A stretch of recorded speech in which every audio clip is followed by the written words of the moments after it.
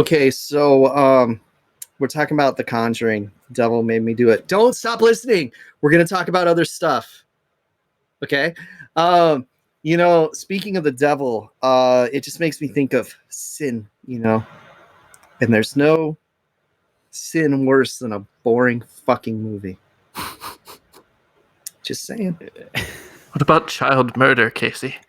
Okay, that's bad, but I mean, would we have Freddy Krueger without it? Oh, So it was all worth it. Oh God. You got to break a few eggs to make an omelet, Chris. there was a little Elm Street 4 in The Conjuring. The Devil Made Me Do It, but we'll get to that in a minute. We will get to that in a minute.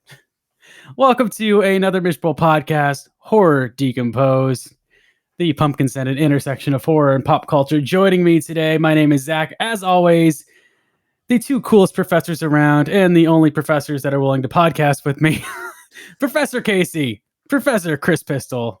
How are we doing, guys? I'm going to show this film to my class this semester as an example of how not to make a movie. Oh, yeah. If you did a double feature with the first Annabelle movie, it could say a lot of things about a lot of things. I can't wait to talk about that. Casey, everyone in the audience would kill themselves at that point. Again, break a few eggs to make an omelet. It's an entertaining class for you at the very least. Teaching can be a struggle to keep awake sometimes. Like this movie ties back in. Look at that. Anyway, guys, thanks for joining us. I hope you are not melting wherever you are, wherever you're listening. Maybe you're in Antarctica. I don't know. I am melting. If you're in Antarctica, say hello to Guar for me, please. Thank you. Yeah, before we get into The Conjuring, The Devil Made Me Do It, and other stuff, I will say one thing that made me happy, because a lot of horror conventions have been canceled over this past year, including Midsummer Scream, which is like the biggest horror convention in Southern California every year. And it'd been a couple of years since we went, but they just announced a new convention. Biggest size-wise, not biggest in our hearts. I'm a Monsterpalooza guy. They just announced Awaken the Spirits, which is a smaller scale version of Midsummer Scream, basically Midsummer Scream in a different convention center. Actually, a convention center where they've had Monsterpalooza. It's Midsummer Scream minus the haunts, also. Yeah, if it gets any smaller, it's going to be at the local library. I'd still pay $75. Pasadena Convention Center is a pretty good spot for conventions. And Chris, you need to come out here and go with us, sir. Yes. VIP tickets only. We're only rolling VIP. The listeners will pay for my tickets. Yes. That'll be no problem. We got Just VIP, the money, guys. So we get in an hour early. If you're VIP and see us in line, say hello. We'll probably ignore you. Unless you say you listen to our podcast, and then we will apologize. We will be very nice. Casey is just joking. I'm super nice at conventions. Like I'm friends with everyone. It's all good, dude. I'm like talking to fucking independent wrestlers, and like, trying to buy masks. Wrestlers. Yeah. Zach's just like, how the fuck did you know who that guy was? And I'm like, dude, I know who everyone is. Come on. This is Mr. Halloween. That's what I'm gonna change my name to, Mr. fucking Halloween. And then you don't doubt me knowing these people. No, I look forward to this like a lot. We can go the whole weekend if we want, because the VIP pass is for both days. That's kind of cool. I've never done that before. I've always just been a one day and done kind of guy. So, kind of rush through it a little bit. But I think if we paid for it, we should probably go both days, right? Yeah, for sure. And at least for a little bit. It'll be nice to go to a horror convention again. The last thing I did that was similar to that was it was like a horror themed swap meet, and I'm forgetting the name of it, but it was cool. It was at the LA Heritage Museum out here. It was a fun little event, and I got some cool stuff there. So yeah, I gotta say I haven't had anything close since the pandemic started. I think the last one I was at would have been the last Midsummer Scream. No, there was a Monsterpalooza after that.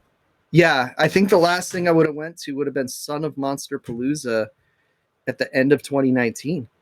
That's probably the last horror convention. It's been too long. You're talking that I go to 3 to 4 a year. you know, and having none for like 2 years straight is just no bueno.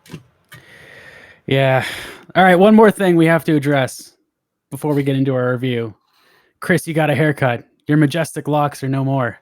Yes, this will be great for our audio listeners. Yes. We are an audio only podcast. So yeah, good times. You'll just have to imagine the hair. He looks just as handsome as ever, very spiffy. And you have to imagine it though. Theater of the mind. Yeah. Just imagine the most beautiful man you have ever seen, and that is Chris Pistol. Oh, we should do that. Just never show our faces and tell everyone we're the most beautiful men they've ever seen. Zach already ruined it by doing all those videos with his Welcome to the Most Beautiful Men podcast. Defunctland kind of has that shtick, so I don't know if we can take that from him. Oh, God. Yeah, that was kind of bothering me in the latest episode where he was like baking and stuff. I don't know if you watched the latest Defunctland. I do like it, though. At least he stopped using the fake voice like he was in the witness protection program, because the early videos he used to do that. No, Defunctland is fantastic. It is, yeah. I love the videos. Expedition Theme Park, also great. Everyone should be watching those. I kind of rediscovered that after a Disney class. I took a class on Walt Disney, and they assigned like some Defunctland videos to watch and write about. Nice.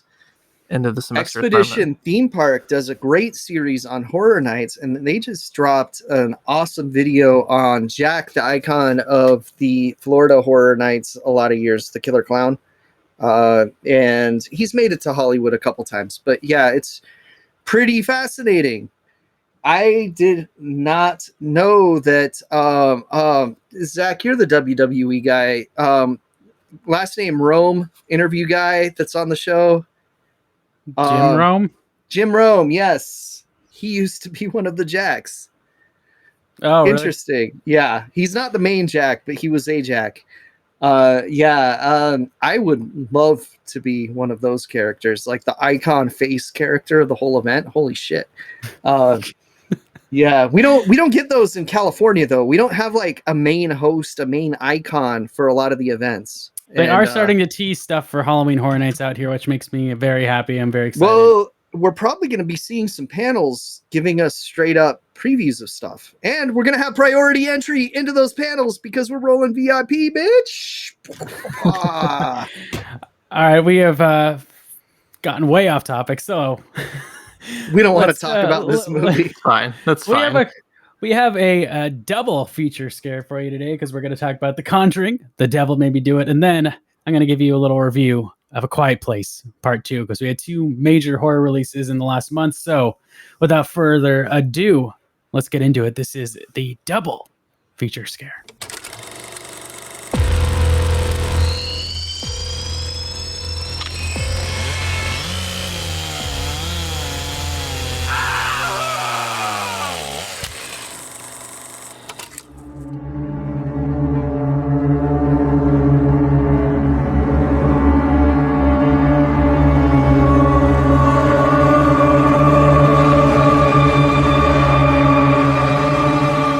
The Conjuring, The Devil Made Me Do It, also known as... Yeah, this was what were your initial thoughts, guys? Because this was obviously one of my most anticipated releases of the year. I'm a huge fan of the Conjuring series, and I know it's almost become popular to hate on it because it's such a popular horror series, but they're really good movies. Like the first 2 are really good movies. I like the Conjuring movies. I grew up hearing about Ed and the Rain Warren. I've always been reading paranormal books since I could probably read and watching shows like that. And so I'm a fan of their stuff, and I very loose adaptations of the original stories, but they're fun movies. I do feel like the last Conjuring movie went a little too crazy with CGI, crooked men, and things like that. But then it just made me wish this movie did because it might have been more interesting. Like if this was backdoor pilots for 10 other monsters, I might have enjoyed it more than what we actually got. Which is funny because I was saying before I watched this, and it was on this podcast that I said it, I hope it's not a backdoor pilot for 10 other monsters. And I cursed it. I cursed this movie into sucking. I think for me, just the most disappointing thing is that I'm a huge fan of haunted house movies. I fucking love ghost stories. I love ghost investigation shit. So the fact that this is, the series is, at least the first two are really well made films, and the fact that they're, semi based on real cases, just sort of, I think, adds a little bit to, because I know as soon as I watched The Conjuring 2, I went and found a documentary on the real case, which I fucking ate up, just fucking loved it. This is also based on a real case, but not really as much a haunting as it is demon possession.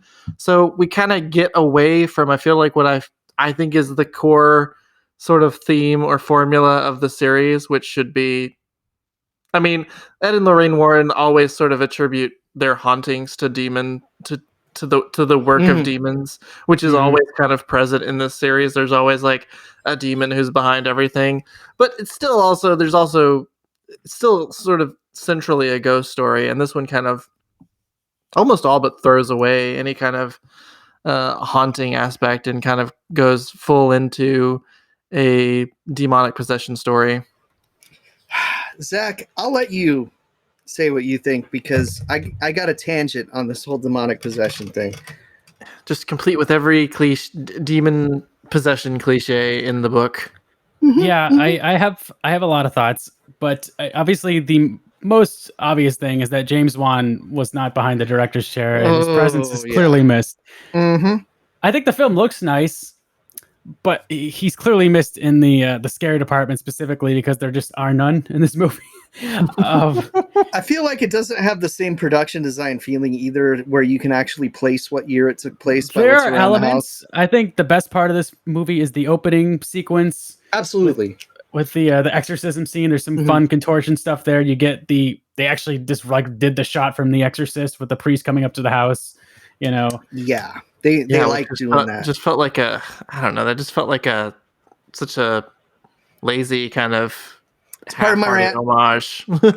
It was, but it was the best part of the movie. It was the most intense part of the movie, and I don't think it's an homage. I gotta say, that poor actor kid, Julian Hillard, who is in. Oh gosh, he was in Color Out of Space, and if he's not Color Out of Space, you know what he goes through in that movie. And he's possessed by a demon and contorting his body all over the place in this film. He was in The Haunting of Hill House. I'm wondering if his parents let him watch these movies, because that kid is. I hope he knows what it's just not real. Oh, this kid would be my homie if he could watch these movies. We would have been best friends growing up. That kid has gone through some shit. He's been through more shit than the Pet Sematary kid. That's just great. Well, except that the Pet Sematary kid did get told his mom died, so he would cry. The Pet Sematary kid was also on Full House, so he went through a whole different type of shit. And he was the boys have penises, girls have vaginas guy in Kindergarten Cop also. Wow, what a career. Oh gosh. Okay, but yeah, The Conjuring, The Devil Made Me Do It. So this is directed by Michael Chavis, who I think he did La Llorona, which I did not see. Oh, it fucking sucked. Yeah. Yeah, why would you pick that guy? Why would you pick that guy? Why would you not pick the person who did Annabelle Comes Home? The other decent movie in the series.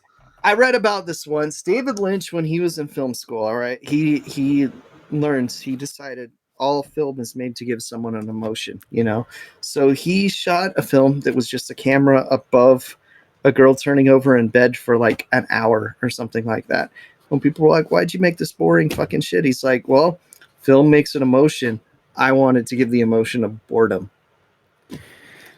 I think regardless of who is... He teaches a film school now, is what I'm saying. Maybe this guy went there. I think regardless of who was behind the director chair, the issue really was the case that the film was revolving around was not that interesting. Also, there's a fundamental problem, Zach. It's interesting as a fact, this is the first time someone tried to, claim demonic possession as a defense against and then it wasn't though. It was the second they're like, oh yeah, some other guy did this, remember? And then we're like, wait, all your marketing material said it was the first time. Now you're already telling us it wasn't. Yeah, it's cool as a fact, but when you look at the case and making a movie around it, they needed to add more to it. They needed to fictionalize it more than they did. Going into this, I was like, okay, this is going to become a courtroom movie where we're going to debate this whole idea of blaming the devil. Nope, doesn't happen. We don't go back to the courtroom again to have the only courtroom that needs ghosts and stuff involved with it has the Scoleri brothers popping out and fighting the Ghostbusters. Like, oh god, so I think there's a fundamental problem with these movies, and I'm talking about the lesser entries in the series. I think they think they're better than The Exorcist, but they also think they can steal liberally from The Exorcist without people noticing. Because yes, they stole that shot in the beginning of the film. Oh, that wasn't stealing. They were obviously, they knew what they were doing. Okay, Zach, have you seen the first Annabelle movie where they stole the entire ending from The Exorcist beat for beat, including the falling out of the one window? Was different, but this is The Conjuring is a different echelon than the first Annabelle. Maybe not this entry. This one isn't, is what I'm saying. So this is outright thievery. It's also, double possession movies are hard to do well because even the most like filthy casual will list Exorcist as one of the scariest movies they've ever seen, right? It really hit with people. So everything's going to be compared to that movie. So why reference it? You're not hanging a lantern on it at that point. You're just outright saying, oh yeah, this is going to be a shittier version of that. Just buckle in, strap yourselves in. This is going to suck. Annabelle at least sucked for the whole movie before that happened. This got it out of the way right at the beginning, in my opinion. But you know what? Like, the beginning was so cool that it improved my star rating for it. I think it's worth watching the beginning. If you got HBO Max, you can just turn it off right after that. You're not missing shit. If you go to the theaters, dig in. You paid for that ticket.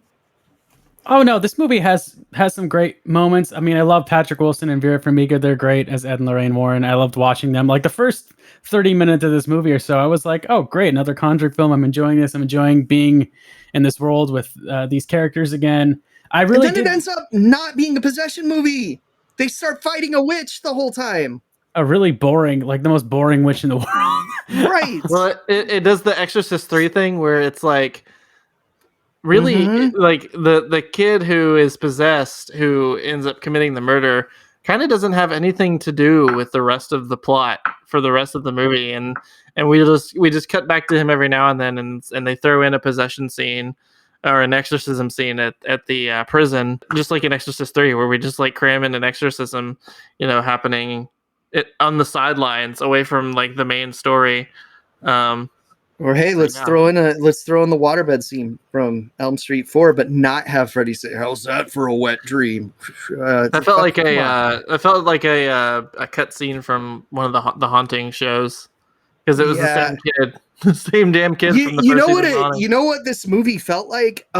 What's that really shitty paranormal series on Netflix? That it's a series. Hauntings? Is that like Haunting or Hauntings?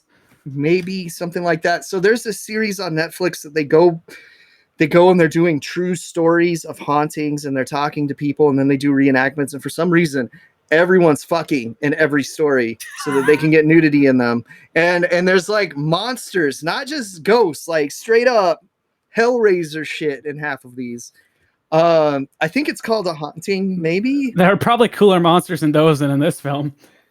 Dude, there's a lot of things in that show than this film. Because, look, if you got like a faceless Hellraiser demon, even if your movie's shitty, I'm probably going to give it at least 2.5 stars. Just for having a cool monster.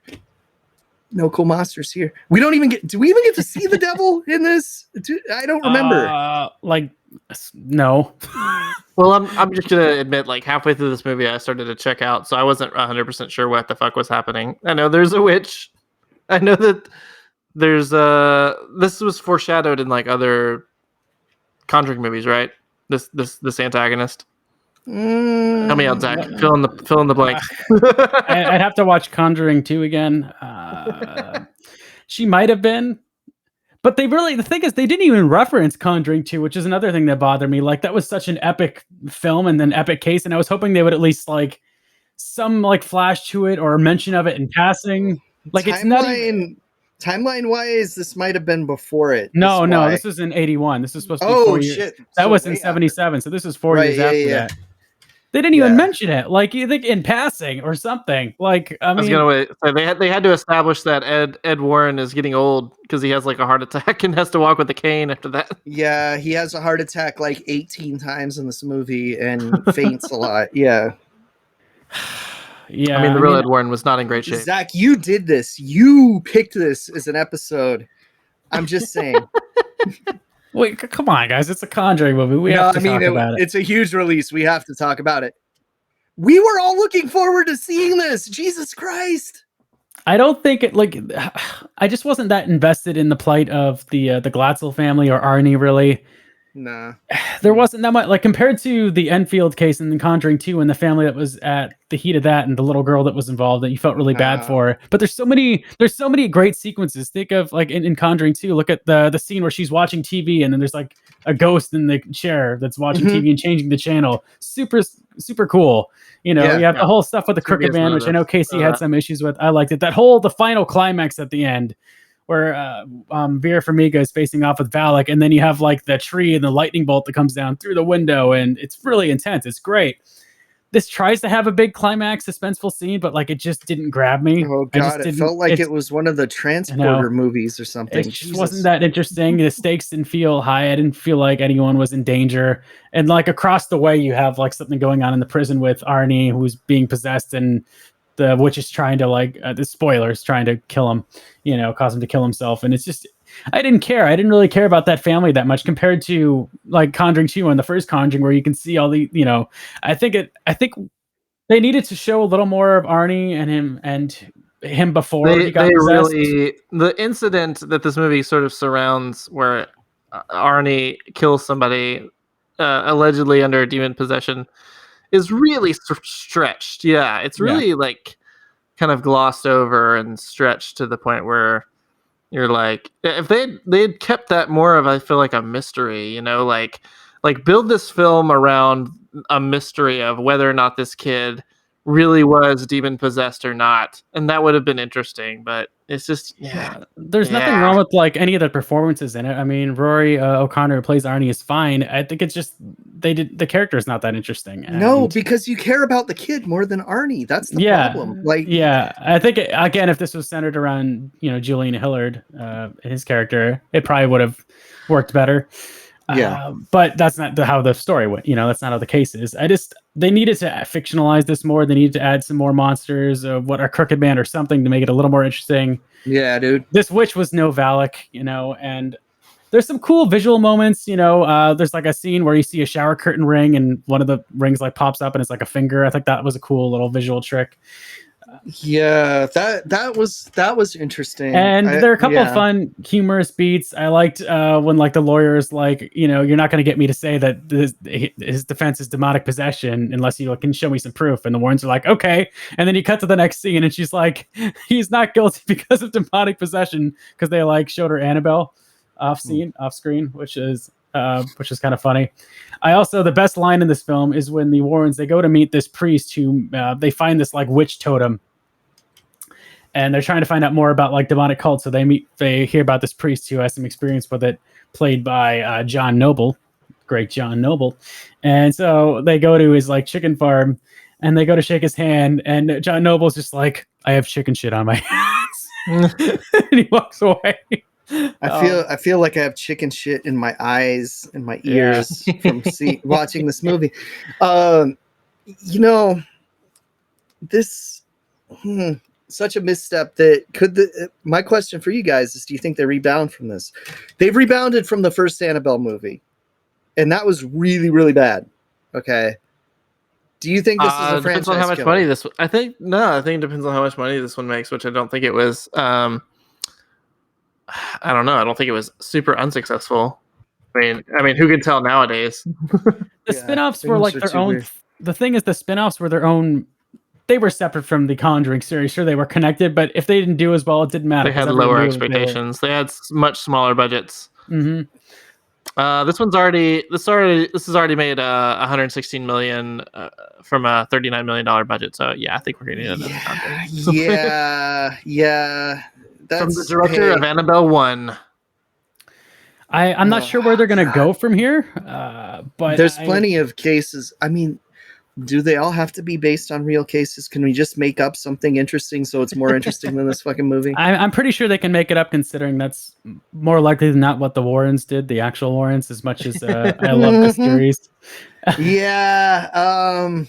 Yeah. And this is coming from someone that's pretty open-minded to paranormal stuff and wants to believe in as much as possible. So, yeah.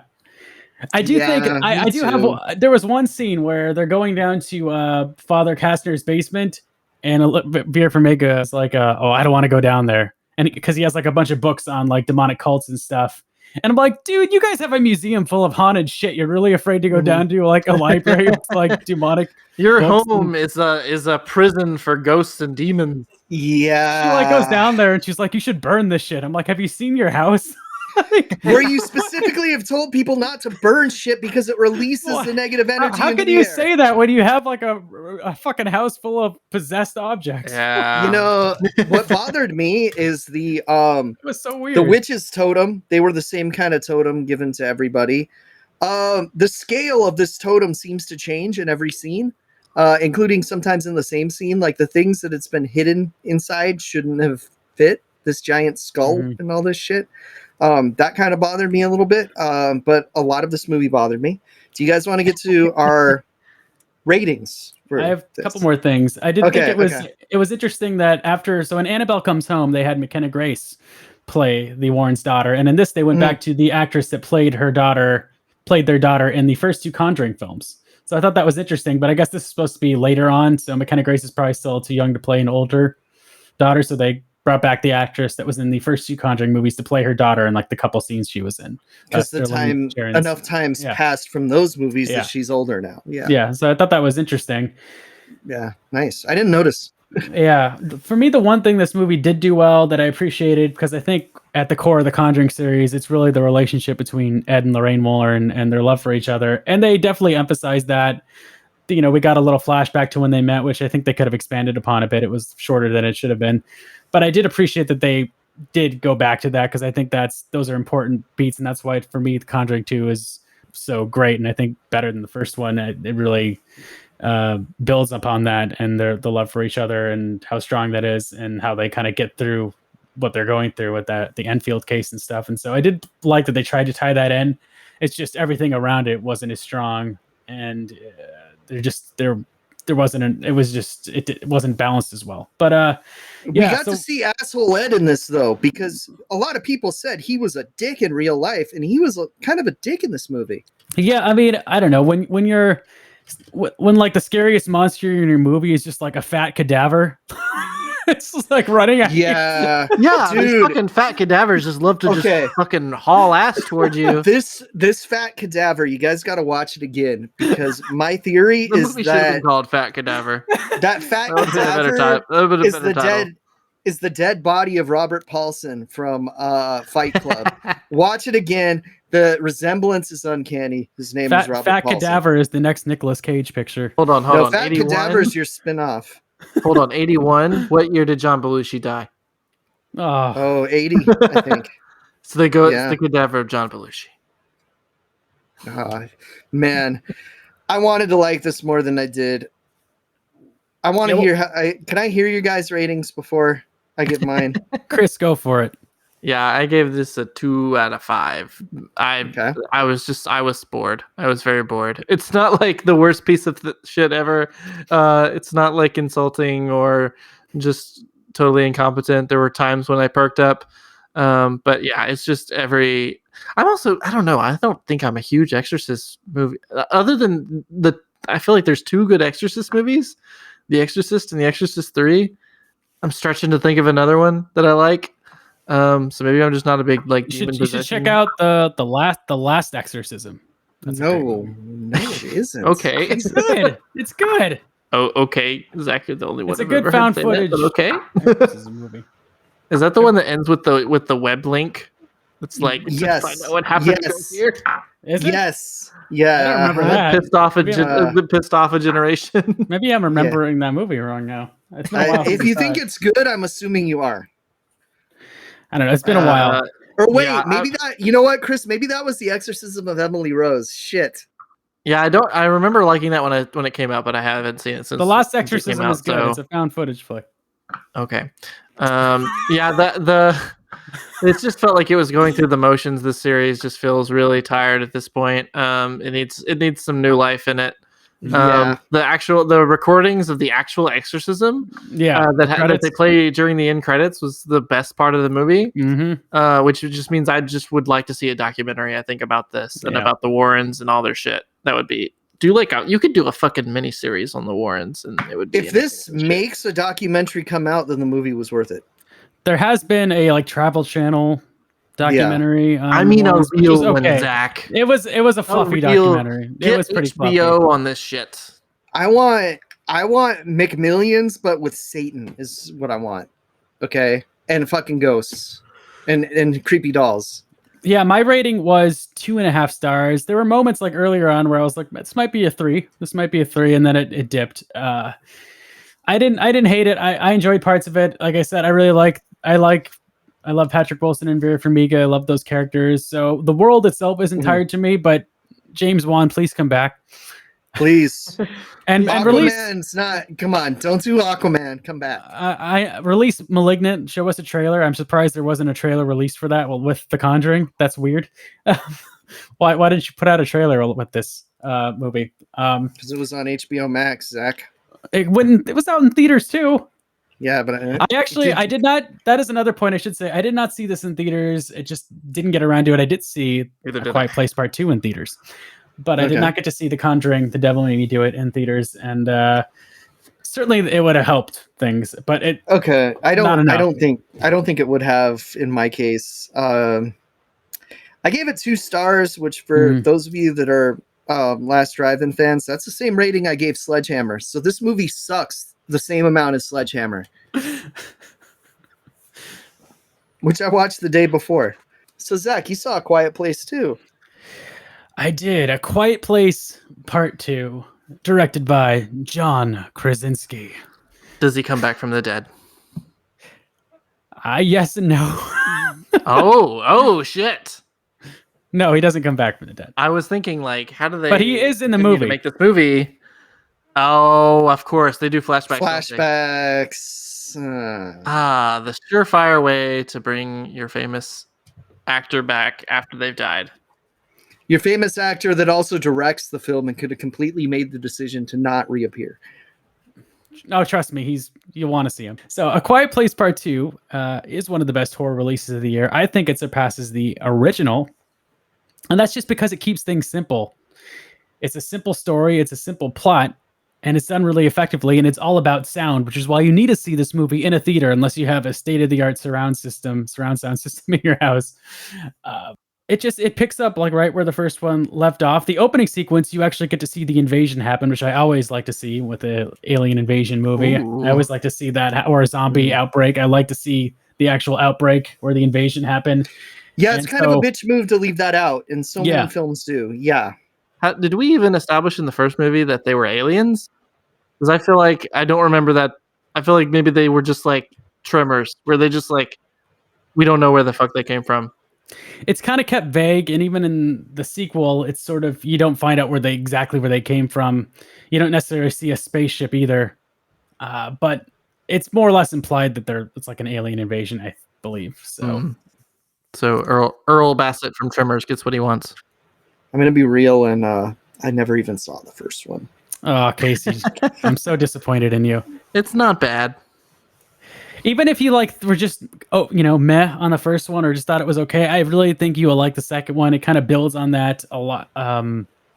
It builds on the tension a lot. There's a lot of I really love the way John Krasinski kind of plays with the background and the foreground, as far as you kind of constantly see the creatures like creeping into the background in different ways. It's really well done. And just the way it uses sound. The lead really in this film is Millicent Simmons, who is the deaf daughter. She is fantastic, and it's cool to see her kind of take the reins here. Emily Blunt is still in it, but she's sort of more of a side character in this film. She's kind of like the B plot alongside her son. And Cillian Murphy and Millicent Simmons are kind of the leads. And Cillian Murphy certainly fills the shoes of John Krasinski, even though Krasinski's in it for about 20 minutes or so. So we can't let Emily Blunt fill the shoes of John Krasinski. That would be wrong somehow. No, she's in it. She's great in her scenes. She's just kind of more the B plot because Millicent Simmons is basically like on a mission to like save the world, more or less.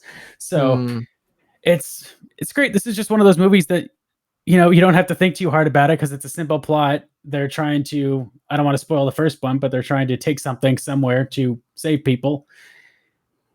And there's just lots of great tense scenes with the aliens, with, you know, when sound is, you know, the main weapon that these aliens use against you, it just creates a lot of tension, and you don't want to make sound yourself as an audience member. If you want to go to a movie and make sure the audience is quiet, go see A Quiet Place Part 2, because no one's going to be talking while they're watching this.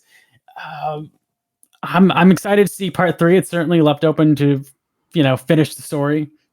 I think it's great. I even if you were just so on the first one, I think go out of your way to see this one. See it in a theater if you can. It's still in theaters. It's a lot of fun. You don't have to think too much about it. Really suspenseful, easy to follow. Check out this movie. It's fantastic. One of the best horror releases of the year for me. I gave it 4 stars on Letterboxd. If they had 4.25, this probably would have been a 4.25. It's great. I'll say for me, the first one definitely felt like a theater experience movie. Like you get the most out of it by seeing it in a theater with people, with other people. Do you feel like this is a movie that's gonna have a better impact if you see it in, or have the same sort of impact if you just see it on your own?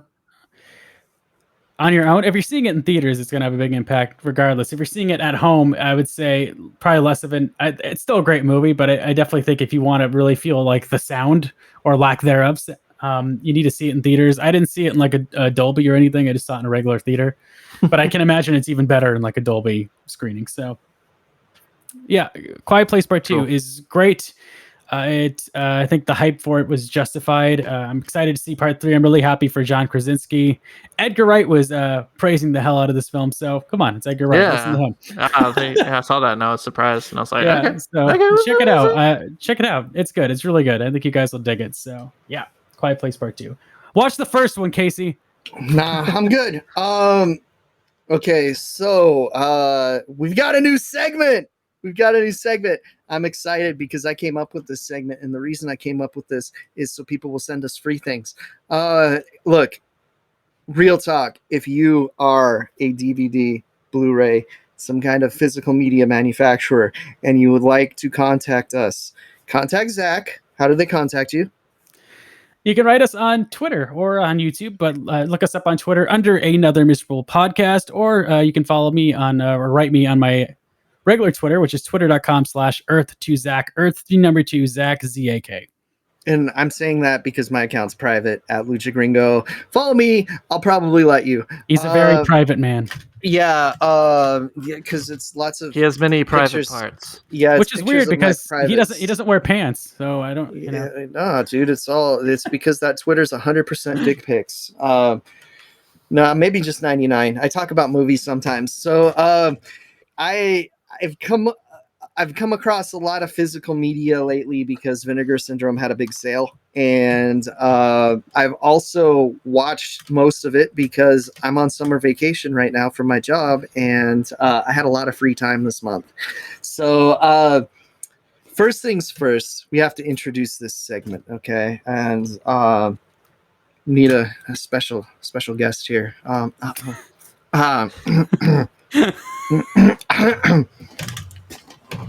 One Sir Randall Savage, Esquire. I see the lust in your eyes because we got some physical media madness. Oh yeah, dig it! All right, have fun fucking with that sound peak right there. All right, so let it bleed. Oh god, that vocal spray. I better get some Slim Jims with this physical media that you're. I got a Slim Jim for you hanging. So spicy flavor right here. So anyway, first let's talk about some physical media news. It was announced just yesterday before we were recording this that the great cinematic masterpiece Maniac Cop 2 and its sequel, the lesser but still pretty goddamn good Maniac Cop 3 are getting a very special Ultra 4K UHD release. from Blue Underground, a great company that a lot of people sleep on. What about Maniac Cop 1? Did that get a 4K UHD release? Zach, look, we don't. First of all, it's not. Maniac Cop 1 is the least of these three movies. Oh, I like Maniac Cop 1 the best. I haven't seen the third one, but of the first two, I like Maniac Cop. Okay, wait, you saw 2 and you thought 1 was the best. I liked it more. Bruce Campbell's in it. Bruce Campbell's in 2. He's more in the first one than the second one. He wanted too much money. Yeah, if you've this could double as a Don't Cross the Streams, because right now these are both on Shudder and you can watch them with Joe Bob segments and William Lustig talking about the movies. It's great. I recommend it, but these Blu-rays are going to be awesome too, and I highly recommend them as well. I have just started getting into 4K UHD Blu-ray releases because I have a PS5 and it doubles as a player. And I do not. I'm looking forward to seeing these. So Maniac Cop 2 and 3 have. I'm gonna nerd out a little bit on stunt work, and if you know how dangerous and hard it is to shoot a full body burn, Maniac Cop 2 has the greatest full body burn ever captured on film that includes 2 people on fire fighting, which had never been done before. Maniac Cop 3 has a full body burn while driving a fucking car. Amazing shit. I'm looking forward to seeing that in UHD. I think it'll look great. These 80s movies that are kind of gritty in UHD have a really good look when they're transferred to 4K a lot of the time too. They don't lose the grain and gain a lot of cleanliness. You can just see some more detail in there than you could before. But on that note, I would like to talk about some UHD and Blu-ray stuff that I picked up in the Vinegar Syndrome sale, because they were some great movies. But I do want to tell you, Maniac Cop 2, 4 stars from me. Maniac Cop 3, 3 stars from me. Check them both out. If you're only going to watch one Maniac Cop movie in your whole life, I say watch Maniac Cop 2. Okay? And that's actually what the director, William Lustig, would say himself. Director of Maniac Cop 3, unfortunately, is Alan Smithy. If you know, you know. Some of the pickups from Vinegar Syndrome. Surf 2, I'm just going to gloss over this because it's not really a horror movie despite having zombies in it. It's a very 80s surf comedy movie. It's the kind of movie that if this was on cable over and over again when I was a kid, it would probably be one of my favorite movies now. I still loved it, but this is kind of like a where was this all of my life kind of movie. Has Eric Stoltz and one of the victims from one of the Friday the 13th movies playing Surfer Bros. There's a soda that turns people into zombies. Trauma-esque, without being a trauma movie, there is no Surf 1. This was marketed as Surf 2, the last in a trilogy. There is no Surf 3. There is no trilogy. That's the kind of humor you could expect. If you want like The Naked Gun, but about surfing, this is the movie for you. 3.5 stars. It's got zombies. It's campy as fuck. I loved it. Good stuff. Okay. Another 3.5 star movie is one that I have to implore you all to see, though, because I think a lot of you are going to rate it a little bit higher than me. I only did 3.5 instead of 4 because it's a little slow in some parts, but it's this movie known as Six String Samurai. Fucking amazing. I'm showing these guys this amazing cover art right here. Yeah, so if you look up the people involved, a lot of them weren't really in a whole lot of other stuff. The director, his better known movie after this one would be like that Crow movie that had Edward Furlong as the Crow. Wicked Prayer, I think. So disregard.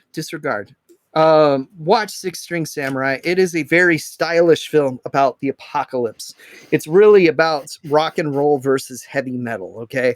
And rock and roll is the good guy in this, which I'm kind of like, come on, that's not really speaking to me. But there's a guy, Buddy, who may or may not be Buddy Holly, trying to make his way to Las Vegas to become the new king of rock and roll because Elvis has died. This is an alternate future where Russia bombed the USA and won World War III. Okay. Oh, shit. So there's a lot of Russians around. Okay. And so he's got to go through this apocalyptic wasteland with this kid that's kind of fucking annoying. That's probably where the half-star deduction really came from. But he does almost feed the kid to a cannibal family, which is pretty amazing.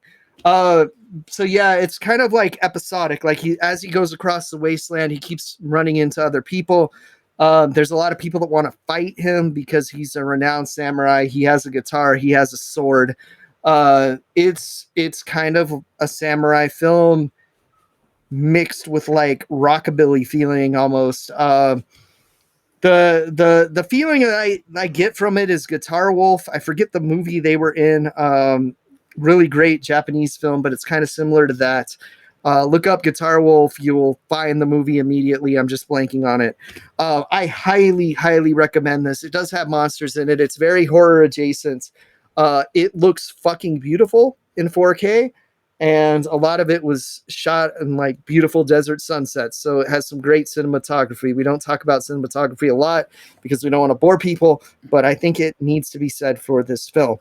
The next thing that I got is a two UHD Blu-ray set of Scanner Cop 1 and 2. That looks nice. Scanner Cop. That's a mix between Maniac Cop and Scanners, right?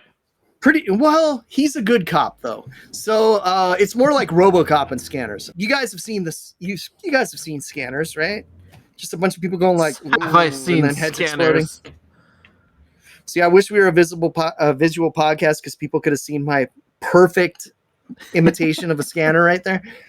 Maybe we'll film it for you for social media sometime. But so it's a lot of people squinting and grunting and then heads exploding. But I mean that in like the best way possible. And this 4K transfer is fucking beautiful. I gotta say, Scanner Cop is amazing. I fucking love this movie, and I had never seen it before getting this set. So basically, kid is a scanner. His dad's a scanner. There's this whole thing that like you have psychic powers unless you take medication for it. Okay. The medication blocks your psychic powers, but if you don't take the medication, so many voices get in your head. It's like psychic overload and you go crazy and you end up dying or something. Okay. So Scanner Cop, this kid becomes a cop. He's adopted by a police officer and he has to fight a villain that's making people like trip balls into seeing things and murdering people because they think they're fighting whatever they're seeing. So like, it's a backdoor way to get a shitload of monsters into the movie because they think that they're fighting like giant bug creatures or skeleton monsters or shit like that. So it's kind of awesome that that's there. There's some amazing gore effects. And I got to say, worth the price of admission. There is a scene where he follows a lady into hell, basically, in her mind as she's dying. And the hell is basically a mental asylum. But the way it is it feels like a late 90s haunted house. Like if you went to horror nights back then, it's what it would feel like. Like going through the whole scene, just the way it's shot and everything, it feels like the guy's walking through a haunt. And it made me love it so much. Bonus points also for showing early 90s dirty LA. That's one of the big things about the Maniac Cop movies is they show 80s dirty New York before things got really squeaky clean under Giuliani. This is basically the LA version of that. A lot of it takes place around Little Tokyo. So, and around the theater where we saw the Monster Squad also. In fact, I think you can see that theater from the Ace Hotel in some of the scenes. Yeah, I think you can see it in some of the scenes. It's definitely that street. But yeah, I can't recommend this movie enough. It is a 2-pack, okay? And Scanner Cop 2, also known as like Scanners 5, also known as Scanners the Showdown. There's a lot of alternate titles. Not as good of a movie, but I appreciated it being there. I gave that one 3 stars. I gave Scanner Cop a solid 4 ski. Like that movie was, I loved it. Like I wasn't expecting to like it as much as I did. Okay, so Scanners the Showdown. The highlight in it is that the bad guy evil scanner is Patrick Kilpatrick. If the name is not familiar to you, he was in The Toxic Avenger as the guy that shoots the seeing eye dog, Leroy. So he's also responsible, because who else would Frank be talking to when he said, "Hey, Leroy, I always did want to cornhole me a blind bitch." So he was the one having that said to him in The Toxic Avenger. He's the bad guy in Scanners the Showdown. And Zach is concentrating really hard, like he's looking up Patrick Kilpatrick right now to see if he recognizes him from Toxic Avenger. He's looking up Toxic Avenger. Yeah. Listen to Zach talk about Toxic Avenger on a previous No, episode. I was just going to point out that Near Dark is getting a new restoration and release from Studio Canal, so that's exciting. Oh yeah, 4K Ultra HD. 4K Ultra HD. Ooh, okay. I'm there. Yeah. And for some reason, Paramount is re-releasing their Friday the 13th 8-movie Blu-ray collection, but just get the Scream Factory set. That's dumb. Yeah, I was gonna say why. Yeah. What's And the also, point? if you're listening to the show right as it drops, the Scream Factory set might still be on sale for $100 on Amazon. It is an absolute steal at that price. I 1000% would be buying that instantly if I wasn't paying for a bunch of shit for my apartment right now. Moving is expensive, everybody. Paramount's only really doing that so they can stick it on Best Buy shelves for Halloween. Yeah, right. Because they can't. It's not going to be nice as that Scream Factory set is. It's probably too expensive for stores to carry and not very good on shelves. But you can stick that. Yeah. You can stick that thin ass Paramount set, on a wall on a Target shelf and call it a day. Versus this giant motherfucker right here in my hands as we speak. I was just holding up the humongous box set. But okay, so if you want an introduction to the Friday the 13th movies, go ahead, get the cheap set. If you want to get hardcore, you want to get into it, get the big set. We've already talked about it and really, really applauded it when Chris and I both got it. We did a big piece on that. The last piece of physical media is it's a set of movies by Rene Cardona Jr. Now, I didn't get through the whole set. The first movie, Vinegar Syndrome. Yeah, from Vinegar Syndrome. There's one on there. The first movie I watched, The Treasure of the Amazon, fucking ruled. I gave it 3 stars because it was a little bad in some places, but it's like everything the Jungle Cruise movie should be, but will never be allowed to do. So it's basically like the Jungle Cruise meets Cannibal Holocaust, more or less. Yeah, it's one of those Amazon movies where everything can kill you and people are trying to eat you. So I thought it was super, super fun. So also in the set is this one called the Bermuda Triangle. I popped that in. It's one of the most boring fucking movies I've ever seen in my life, and I haven't got through it yet. So I haven't got through the whole set. Yeah, there needs to be a good Bermuda Triangle movie out there somewhere. What sucks? One doesn't exist. When someone needs to make one. Rene Cardona Jr.'s made a lot of really crazy shit, and they're going to be doing a lot of box sets of his work. I just don't want to wait too long before we get to his giant rat kaiju movie, because I really want that movie. I cannot think of the name of it right now, but it's a fucking giant rat movie. Come on. ROUS. Exactly. And so if you were to buy just like one thing from that Vinegar Syndrome sale, one of the things I mentioned, I would probably say get the Scanner Cop set. Just because if you're listening to our podcast, that's probably going to appeal to you just a little more than Six String Samurai. Okay. Now, if you were to get anything that we mentioned, I would say probably still go for that Friday the 13th box set. You can't go wrong with the classics. I mean, that's the best deal for sure. Or save your money for that Maniac Cop 2 Blu-ray UHD. Now, Casey, did you blind buy those Vinegar Syndrome titles, or did you do some research beforehand? I blind bought, and really blind bought to the point where they didn't even announce what the titles were yet. It's funny. Casey's like, I'm not a gambler. We're going to Vegas. He doesn't gamble, but he gambles with Blu-rays, with horror Blu-rays. It's because Blu-rays are cheap, dude. That's why. Yeah. In the grand scheme of things, yeah, I'll blind buy some Criterion titles every now and then. Yeah, I'll do it a lot with Vinegar Syndrome because they've actually really introduced me to a lot of filmmakers that I really like. For example, if I didn't buy basically the whole horror output of the director of Don't Panic, whose name I'm looking up right now because I'm blanking on it, Ruben Galindo Jr., if I didn't get Grave Robbers or Don't Panic or his other movie that's on there as well. It's clearly marked. I just can't think of the title. I would have probably never have been introduced to this great filmmaker. Don't Panic's on Shudder, but it's like the least of his films. It's just the only one that's in English.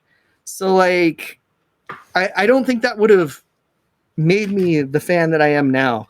But yeah, plus like, they get the most random shit. If you're buying a horror movie from them, chances are it's a winner, really. They don't just do horror, unfortunately, so they're not all winners. But Surf 2 and Six String Samurai were announced ahead of time, so I knew I wanted those. But Scanner Cop and the Cardona collection. Scanner Cop was the blind buy. So that wasn't announced yet. So yeah, keep your eyes peeled for Vinegar Syndrome. When this episode drops, it might still be Severin Films' Black Friday halfway sale. I think that's going to be the week that this podcast drops. They do great stuff too. They actually used to be like my main boutique Blu-ray people, but Vinegar Syndrome's just been blowing them out of the water ever since they did Spookies and Tammy and the T-Rex in the same release. Like, that's like home run grand slam. Like, shit, man. So yeah. Check all these movies out. We want this to be a recurring segment. If any of us pick up a good Blu-ray, we'll tell you about it. Yeah, we should post some links in the podcast of these movies so people can find them. Should we? Yes, we should.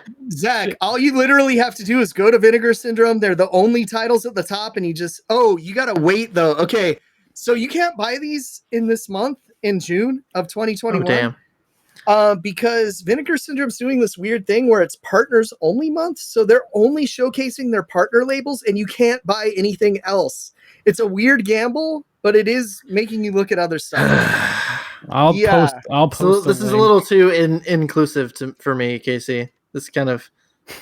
It's a little weird. This is borderline my irritation with like titles and understand titles can lose... can change ownership. That's why some Scream Factory titles have gone out of print, but damn it, does it frustrate me. And I've also heard that Trick or Treat isn't getting released on Blu-ray because of music rights issues. And judging from who's been taking stuff down on YouTube, Sony appears to own the rights for the music. I thought he already had a Blu-ray release. It had a German Blu-ray release that was a limited pressing that might not have been legal. Okay. I don't know. I was thinking Blue Underground did that. Oh, I wish I would have it. I would pay a premium. That's why the Muppet Show took forever to get on streaming because of music rights. Yeah. But they did it. That was Physical Media Madness. Thank you for that segment, Casey. We love physical media. We love Blu-ray. We love Bonesaw is ready. We love physical media. We love Blu-rays, and we love the purveyors of them. So hopefully that will be. And we love Blu-rays. Segment. Yes, I did not know. And I hope we get to say hi to these people at Scare LA. That's one of the highlights of Monster Palooza. Both Vinegar Syndrome and Severin are there, and we can just go up to them and buy stuff. And that's pretty much all I buy at conventions. I'm losing track of all the segments we have on the show because we have Don't Cross the Streams. We have Chris's Classic Horror Corner, which our retrospective last week was sort of a classic horror corner, I guess, in a way. Yeah, check that out if you have not seen it. It's not Chris's Classic Horror Corner, but I'll prepare for another one. I've got some classic titles I'm wanting to rewatch. We have check out for the first time. We have Zach. Casey makes Zach watch trauma movies, which Zach purposely fucked an episode up so that I would never want to do it again. No, we're going to keep doing that. Maybe I will resurrect that episode and release it as a bonus if I can get around to it. The reason that episode did not come out is because my mic was not turned on while recording and it just sounded terrible. So. Oh, and if you want to hear some stuff that sounds terrible. Our listeners clearly don't care about quality. No, exactly. Come on. But hey, look, if you listen this long into a podcast about the new Conjuring movie, you don't care about quality. So phase 2 of Another Mishable podcast, Horror Decomposed, is still coming along. New artwork is coming along. Hopefully we'll have that shortly. We're gonna fight Ultron. We got the new theme song going, which sounds awesome. Thank you again for that, Matt. So a website will come at some point along with new business cards, but that probably won't be Zach, try not to get shot like Quicksilver. I won't. Spoilers. Oh, everyone listening to this podcast, please watch Loki. It's one of the greatest shows I've ever seen. Fucking love it. I've only seen one episode so far. Two news items that I wanted to mention before we close things out today.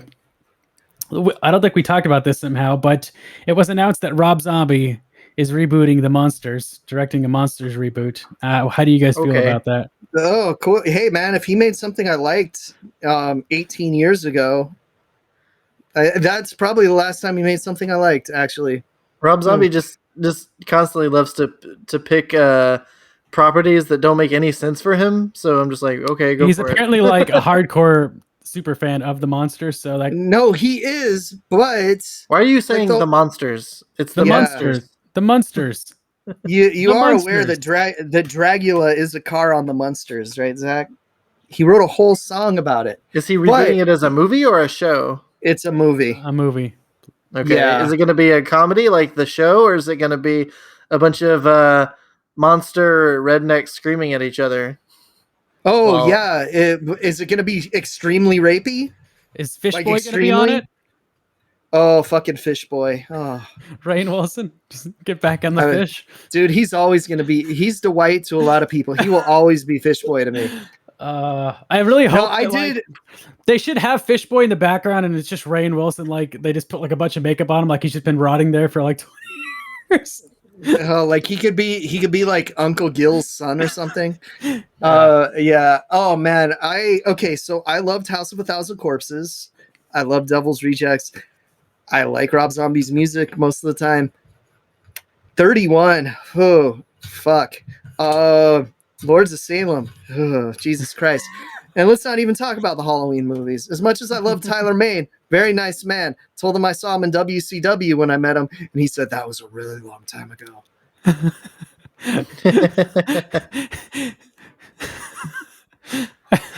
That's the way you said that. We'll let that one go. That was a long time ago. You weren't supposed to know that. Mm-hmm, mm-hmm. It's kind of how he said it. Last piece of news, just because I think it's cool. J.J. Abrams is producing a 4-part series on Showtime about UFOs, and it's just cool that topic is getting that sort of spotlight. Regardless of your thoughts on J.J. Abrams, it's cool that it's getting a spotlight like that. You know. So. Hey, J.J. Abrams is not a bad producer. No, I just hope we could see all of the UFOs behind all that fucking solar flare. He's not gonna shoot it. Good. All right, guys. So we will have this is our last episode this month, but Casey and I will probably have some sort of, I don't know about a vlog, but we will at least talk about our horror road trip in the next episode. So look forward to that. We will have another retrospective next month. So make sure you're following us on Twitter under Another Mishable Podcast. Also subscribe to us on YouTube. Yes. But make sure you're following us on Twitter so you can partake in our next retrospective poll. Because the last one we did was for the abominable Dr. Vibes.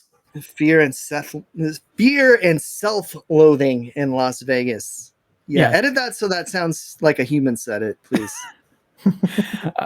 You can also follow my co-host here, Casey. Where can they Hi, at Lucha Gringo on Twitter, at Lucha Gringo on Letterboxd. And Chris, where can they find you?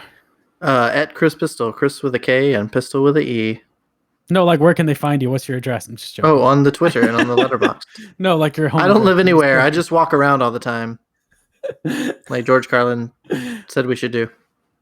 And you can follow me on Twitter, twitter.com/Earth2Zach, Earth the number 2 Zach, Z-A-K. And you can find me on Letterboxd as well under the same URL, as well as Instagram, Earth2Zach, Earth the number 2 Zach, Z-A-K. All right, guys. Sorry if we sound tired. It is really hot. I do not have my fan on, so that's probably why I've slurred so many words in this episode. I swear, hungry. I did not drink anything before recording today. I'm drinking the besides water, the Major Melon Mountain Dew. It's pretty good, dude. Pretty good. Did you guys know Chuck E. Cheese released a Sour Patch Kids pizza, and it's like the grossest thing I've ever seen? Okay, you know what? We're buying that right now. Oh, hey, so tip for our listeners: Pasquale's Pizza Kitchen is really Chuck E. Cheese. Order that shit and get it Grubhub sent to your house. All right, guys, that's gonna do it for this edition of Another Miserable Podcast. Thank you so much for tuning in. We have a lot more awesome stuff in store for you. If there's anything you'd like to see, if there's anything you'd like us to cover, any horror topics, questions you have for us, please write us. Write us on Twitter, twitter.com/Another Miserable Podcast. Let us know. We'd love to hear from you. All right, guys, we will be back soon. Take it easy. Last Night in Soho still looks awesome, so watch that trailer if you haven't yet. That's just going to be like our closing thing. I'm just going to mention it at the end of the episode. Watch the Last Night in Soho trailer. Yeah. Watch Last Night in Soho. All right, guys, take it easy. We will see you soon.